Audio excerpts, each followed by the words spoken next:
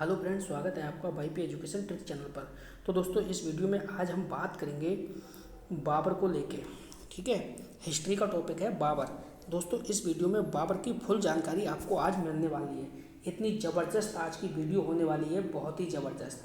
बस पूर्ण ईमानदारी के साथ आप वीडियो को शुरू से लेकर लास्ट तक देखना। बाबर के बारे में A to Z जानकारी इस वीडियो में मिलेगी और ऐसी जानकारी दूंगा दोस्तों जो लाइफ टाइम आपको याद रहेगी, हमेशा हमेशा के लिए।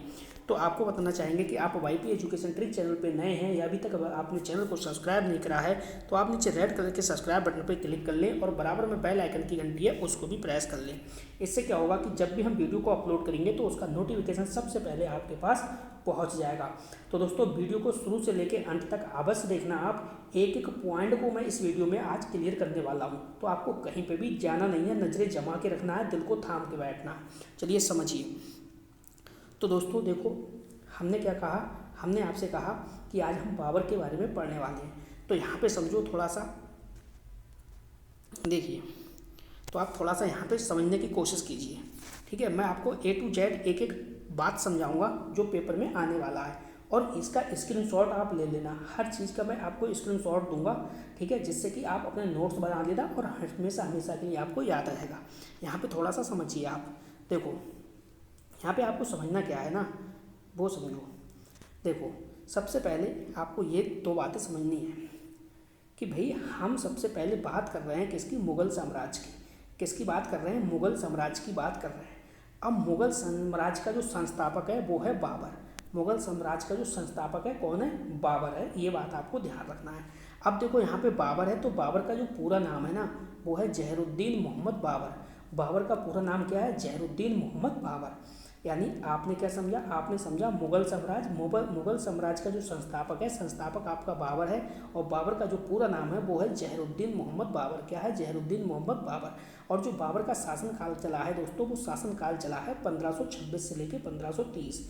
कब तक, 1526 से लेकर 1530 तक। ये है बाबर, देख लो आप, ये है बाबर। ठीक है, तो बाबर हैं, इन्होंने क्या है, मुगल साम्राज्य जो है, मुगल साम्राज्य के संस्थापक हैं बाबर।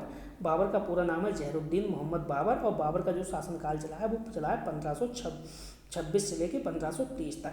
अब बाबर के बारे में एक एक जानकारी को हम आपको साझा करेंगे। अब इस वीडियो को अंत तक देखना, अंत तक वीडियो में बने रहना। ठीक है, अब देखो, इस स्लाइड को आप समझो दोस्तों। एक एक पॉइंट मैं आपको क्लियर करूँगा यहाँ पे। ठीक है, सबसे पहले आपको ये देखना है कि जो बाबर है, बाबर का जन्म कहाँ पे हुआ है। देखो, जो बाबर है, बाबर का जन्म कहाँ पे हुआ है दोस्तों। बाबर का जन्म हुआ है 1483 ईस्वी में फरगना में। कहाँ पे हुआ है, 1483 ईस्वी में फरगना के अंदर बाबर का क्या हुआ है, जन्म हुआ है। और बाबर का जो शासनकाल है वो मैंने आपको ऑलरेडी पहले ही बता दिया। शासनकाल कब तक चला है, 1526 से 1530। आप पढ़ रहे हो मुगल साम्राज्य, और मुगल साम्राज्य का जो संस्थापक है वो कौन है दोस्तों, वो है आपका बाबर। कौन है आपका, बाबर। ठीक, इतनी बात आपकी समझ में आ गई। एक एक पॉइंट को समझते रहना। ठीक है, मुगल साम्राज्य का जो संस्थापक है वो बाबर है और आपका जो बाबर का जो शासन चला है वो 1526 से 30 तक चला है। ठीक, इसके बाद देखो यहाँ पे, देखो, बाबर का जो जन्म है वो जन्म है 1483 ईस्वी फरगना में हुआ है। कहाँ पे हुआ है, फरगना में। और जो बाबर का पूरा नाम क्या है, जहरुद्दीन मोहम्मद बाबर।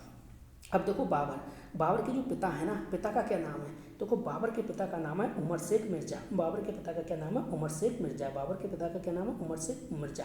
बाबर के देखो 4 पुत्र हैं। बाबर के 4 कौन कौन से पुत्र हैं उनको समझो। देखो, बाबर के 4 पुत्र हैं, हुमायूं, कामरान, अस्करी और हिंदाल। ये 4 पुत्र हैं। किसके पुत्र हैं, ये बाबर के पुत्र हैं दोस्तों। बाबर के कितने पुत्र हैं, बाबर के 4 पुत्र हैं, हुमायूं, कामरान, अस्करी और हिंदाल। ठीक है, अब देखो अगला पॉइंट है बादशाह की उपाधि। यानी मैं आपसे ये कहूँ कि आप ये बताओ कि भैया बादशाह की उपाधि कब मिली है, तो आप कहोगे सर 1507 में। कब मिली है, 1507 में। किसे मिली है दोस्तों, बाबर को। बाबर को कब उपाधि मिली है, 1507 ईस्वी में मिली है। ये आपको ध्यान रखना है। ठीक है, अगला पॉइंट समझो। अगला पॉइंट है बाबर ने पहला आक्रमण भारत पर कब किया है। देखो, भारत पर पहला आक्रमण कब किया है। ठीक है, ये आपको ध्यान रखना है।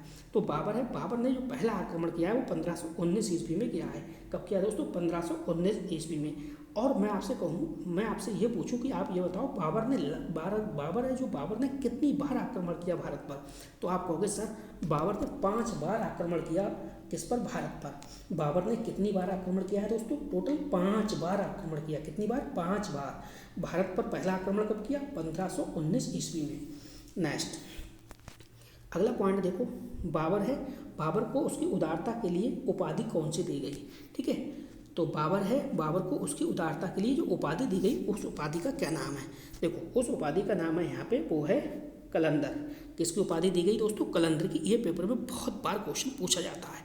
ठीक है, तो इसे आप मिस मत कीजिए, इसे आप मिस नहीं करना है आपको। ठीक है, आपसे पेपर में पूछेगा आप ये बताओ कि बाबर है, बाबर को उसकी उदारता के लिए उपाधि कौन सी दी गई? तो आप कहोगे कलंदर की उपाधि दी गई। अगला पॉइंट बहुत ही इंपॉर्टेंट पॉइंट है दोस्तों, आपसे पूछेगा कि मुगलों की भाषा क्या थी? तो आपको क्या करना है? मुगलों की भाषा बतानी है। तो दोस्तों मुगलों की जो भाषा है वो क्या थी? क्या थी बताओ? फारसी। देखो यहाँ पे लिखा है मुगलों की जो भाषा है वो कैसी है, कौन सी है? फारसी है।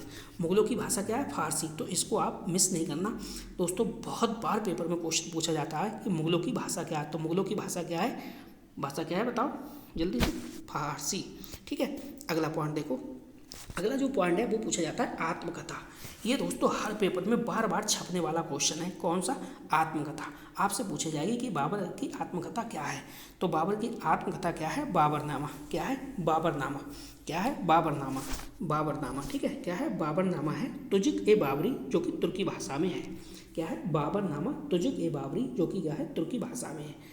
ठीक है, अब मैंने इसका देखो ऑलरेडी बाबर का जो पूरा नाम है पहले ही बता दिया था।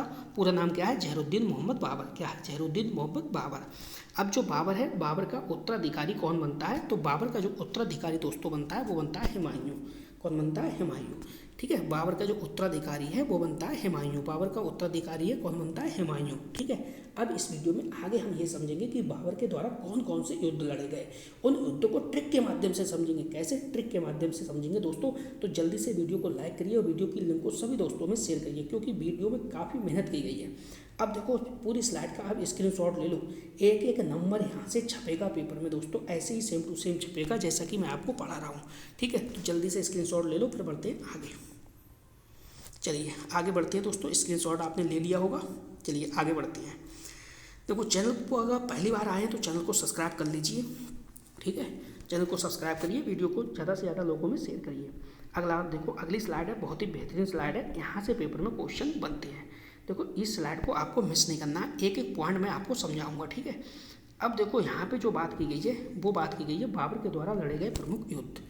ठीक है, किसके द्वारा? बाबर के द्वारा लड़े गए प्रमुख युद्ध। यहाँ पे देखो बाबर के द्वारा लड़े गए प्रमुख युद्ध। अब इसको ट्रिक के माध्यम से समझेंगे। ट्रिक इतनी झक्कास है, इतनी बिंदास है ना, आपको अभी के अभी याद हो जाएगा। देखो ट्रिक के माध्यम से कैसे समझना है। जो हमारी ट्रिक है ना, जो हमारी ट्रिक है, ट्रिक क्या कह रही है? ट्रिक ये कह रही है पान खा चल घर। क्या कह रही है दोस्तों? पान खा चल घर। पान खा चल घर।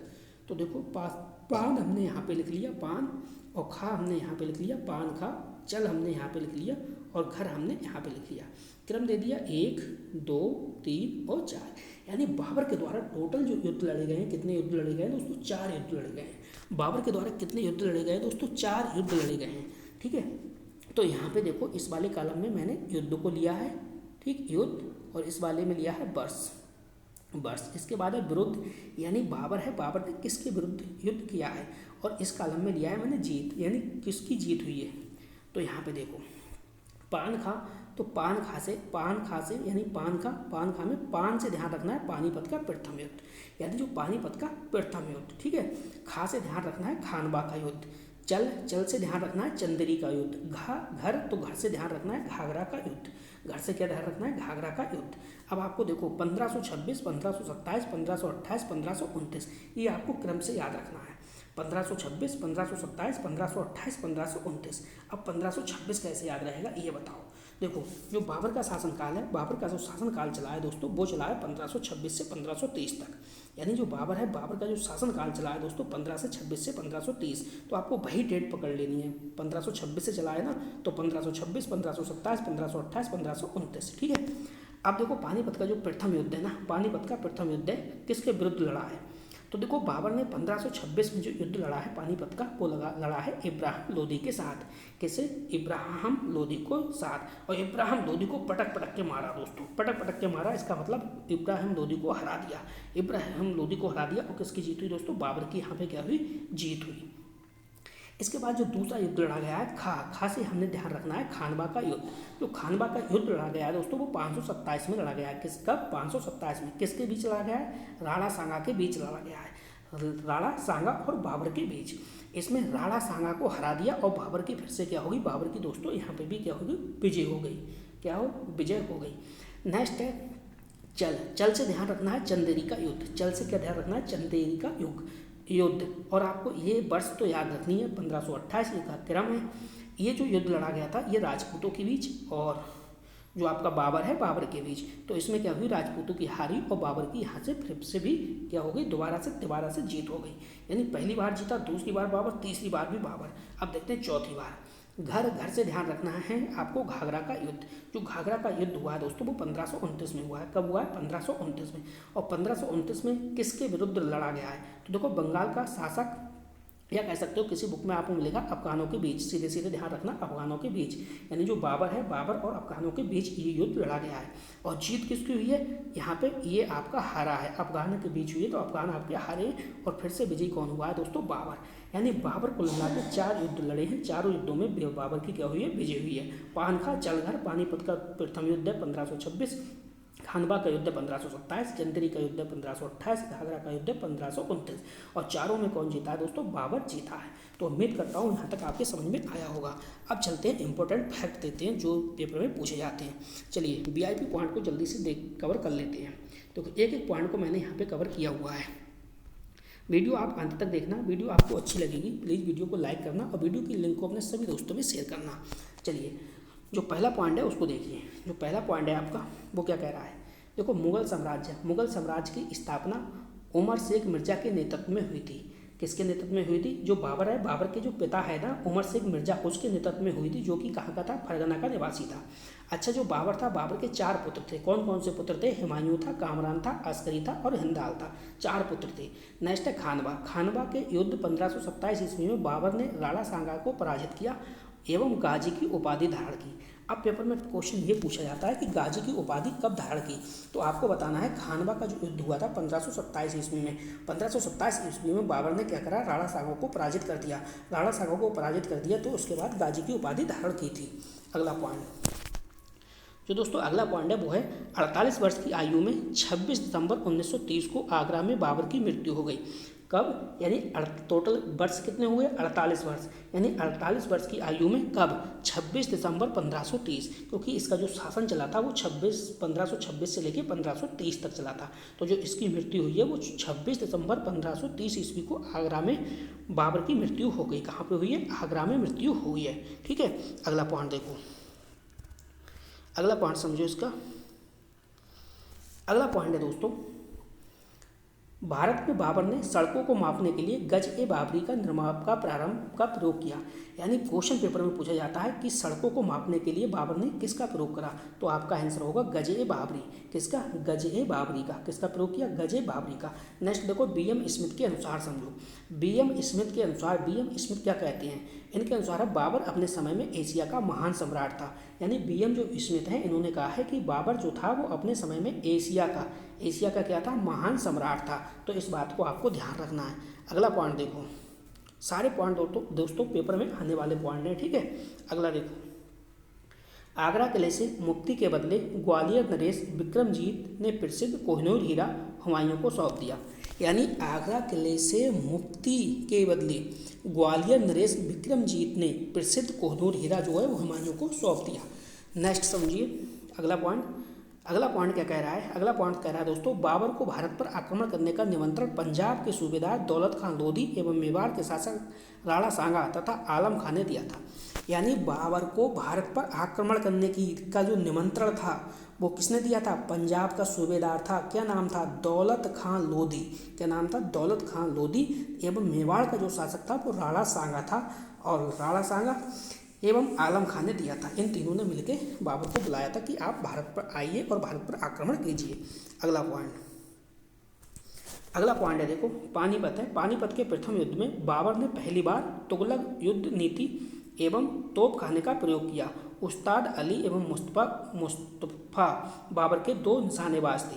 तो यहाँ से बार बार पेपर में क्वेश्चन पूछा जाता है कि ये बताओ पानीपत मतलब बाबर ने किस युद्ध में तुगलक नीति का प्रयोग किया। तो आप कहोगे भैया बाबर ने प्रथम युद्ध में ही किसका, तुगलक युद्ध नीति का क्या करा, प्रयोग करा, यानी तोपखाने का भी प्रयोग करा।